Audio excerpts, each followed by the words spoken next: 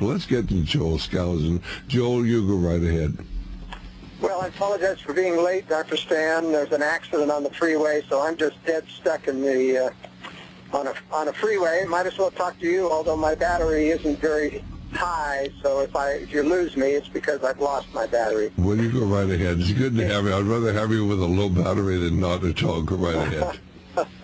Well, I want to concur with what you're saying. I am completely convinced, and I'm a member of 9/11 Pilots, or Pilots for 9/11 Truth.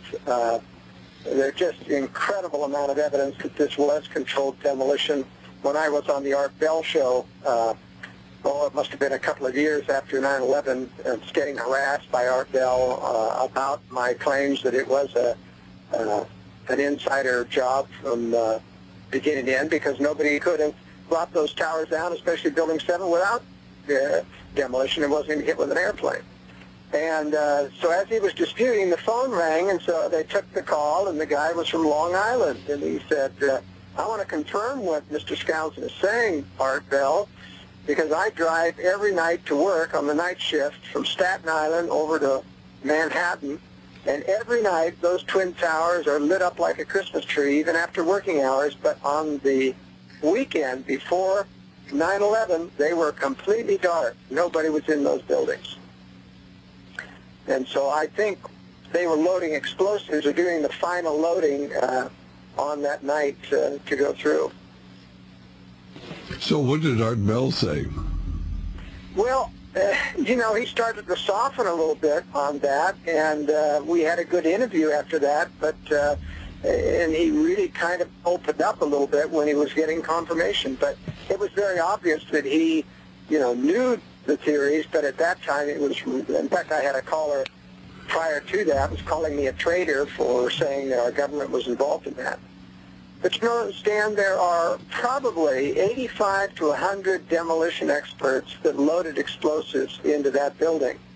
They're all keeping a secret. I mean, you can imagine the kind of threats on their lives to keep that secret. And anybody says that a conspiracy this broad can't operate because, someone would talk. Well, they don't know what they're talking about.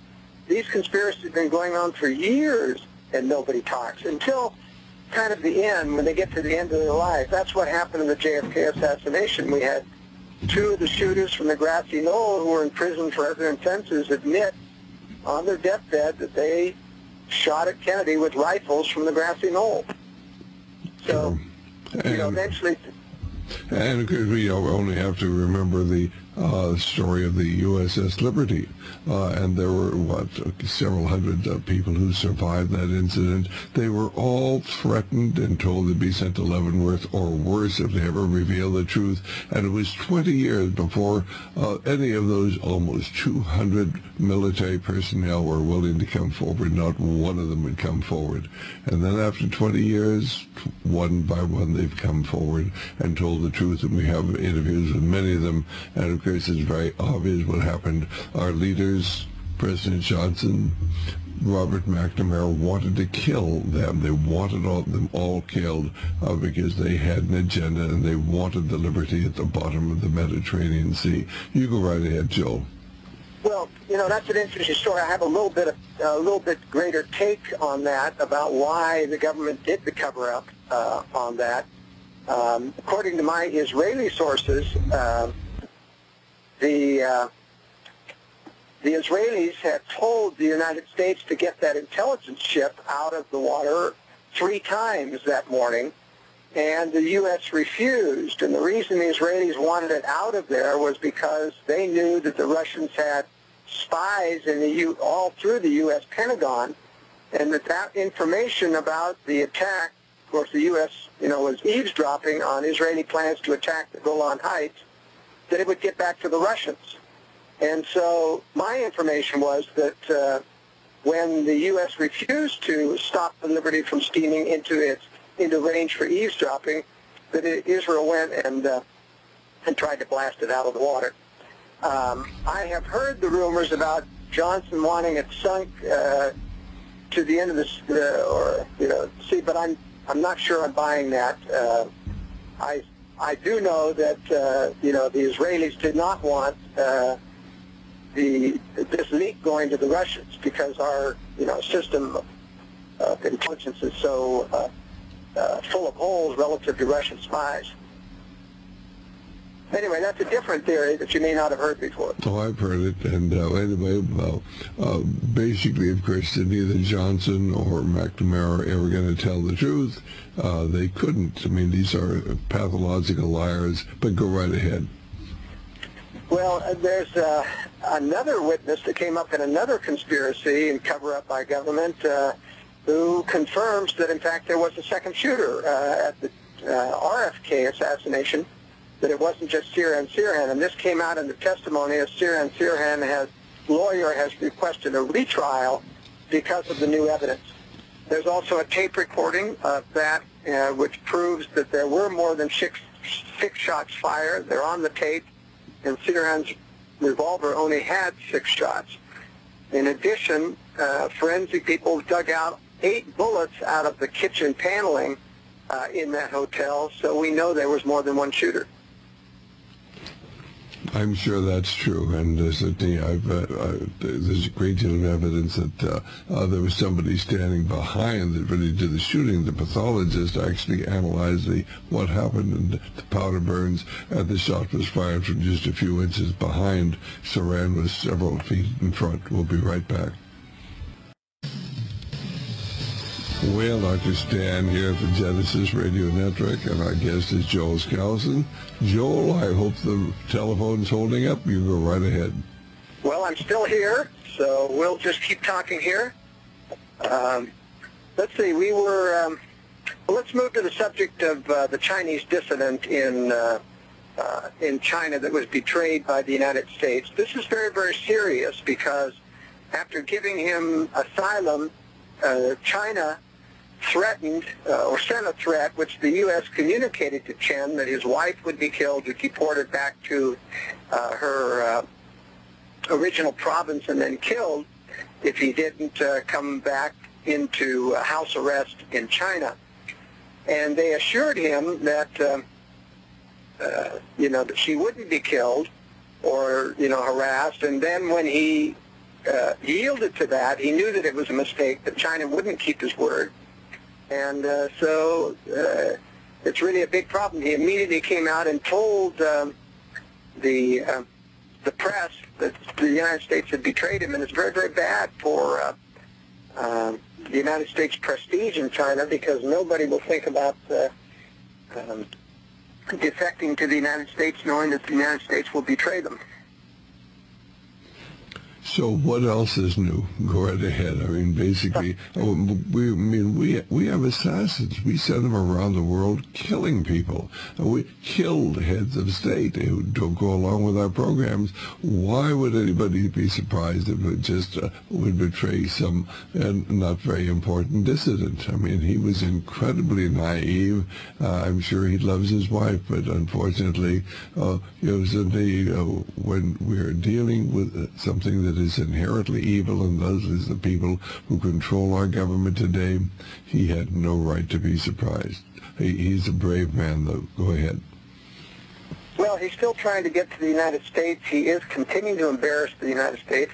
Secretary of Treasury Tim Geithner is in Beijing trying to work out a deal with China. Hillary Clinton is there, and this has upstaged their entire agenda there, and that's why they were really bending over backwards to please China. It's just a shameful thing. The same thing is happening in the Philippines, where China has made inroads to islands that belong to the Philippines, trying to claim them for China, using naval vessels to push out the Philippine Navy. And instead of using U.S. naval might to enter into the fray, the United States simply offered another warship to the Philippines, which won't do any good, to stand up. In fact, there's a large protest movement going on in the Philippines because they view America as an unreliable ally, and they don't want them back as a protectorate. They feel that America will simply set them up for a greater conflict with China. So I think the time of America's greatness is over, in the sense that people around the world don't trust America after all of their interventions around the world. And with good reason. We are controlled by an invisible government that hates freedom and is dedicated to bring about a world government under the control of a ruling elite. Them. Go ahead. You know, one of the biggest cover-ups and propaganda stunts that the United States did last year was the killing of, or the alleged killing of Osama Bin Laden. And, of course, Obama has made that a major campaign issue, that he's the one who got Osama Bin Laden. He used it against Romney, claiming that Romney would not have pulled the trigger, and then Romney comes out and said, yes, he would have. But it's really a shame that, like all these major cover-ups, the news just does not get out. I just published on Renz.com a synopsis for my World Affairs brief called The Re-Killing of SEAL Team 6. Talk about that after the break, I guess. Okay, fine. No, we've still got time. Go ahead. Oh, is that? I thought I heard break music, but I guess you didn't. In any case, what's happened is that there was hundreds of eyewitnesses to this attack at this compound. And most of the houses around this compound have elevated roofs, as is common in the Middle East. And they had a front row seat of what happened, and they were very, very clear that there were 2 or 3 helicopters that were circling. One landed, and and they talked about, you know, having a raid going on in there, and then getting back on the helicopter, lifting off, and then collapsing back to the ground, that the helicopter burst into flames and all perished on board. That means whoever was masquerading as Osama Bin Laden, because he was dead as early as 2002 from kidney disease, whether it was one of his doubles that the CIA used to make videotapes claiming that Osama Bin Laden is still alive, but whoever was on that airplane, including SEAL Team 6, died on that compound. Of course, photos surfaced the next day of the tail rotor of this stealth helicopter, which nobody had seen before. And while the U.S. admitted the stealth helicopter had crashed, they did not admit it was the only helicopter. The witnesses said that those other 2 helicopters flew away and never came back. No other helicopter landed to pick up any people. In other words, SEAL Team 6 died that day at that compound doing this propaganda raid. And that's, of course, why they won't, let us interview the people on SEAL Team 6. That's why they supposedly, immediately identified Osama bin Laden by DNA, which takes, usually a couple of weeks to do at least. You don't do it immediately. And that's why they took his body out and dumped it in the Indian Ocean, because then there's no way of retrieving it. But I just read on the internet this last week that somebody had found Osama bin Laden's body in the Indian Ocean, and if you believe that, you probably believe the rest of this incredible story. So basically, of course, now they're going to claim they have the body, and oh shucks, well, I mean, this is all, are the American people that gullible? Well, if these 200 witnesses are right, there never was an airlift to the ocean. Nobody survived this raid. And everything was manufactured, including, of course, the second death of SEAL Team 6 on the CH-37 or 47 helicopter that went down in Afghanistan. And they claimed that they didn't have a manifest, but they found out later that SEAL Team 6 was on it. Well, as a Navy pilot, I can tell you, there is no aircraft that takes off without a manifest, especially when it isn't a combat mission, and this was not a combat mission.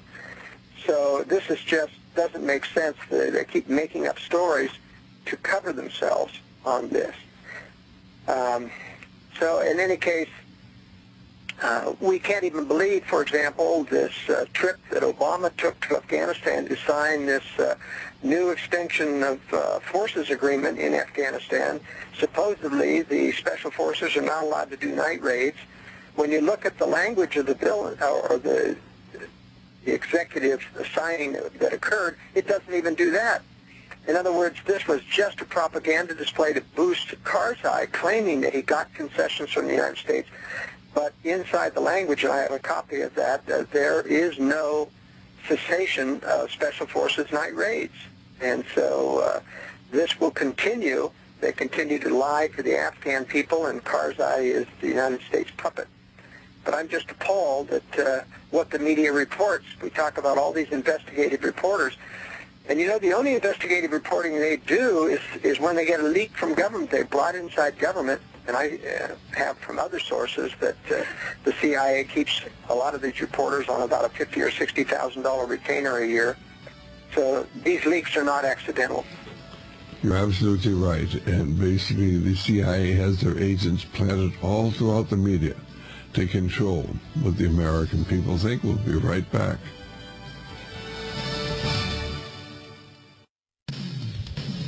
Well, Dr. Stan here at the Genesis Communication Network, and apparently we lost Joel. Joel, have you come back again? I guess not. So it's going to be open lines. Give us a call.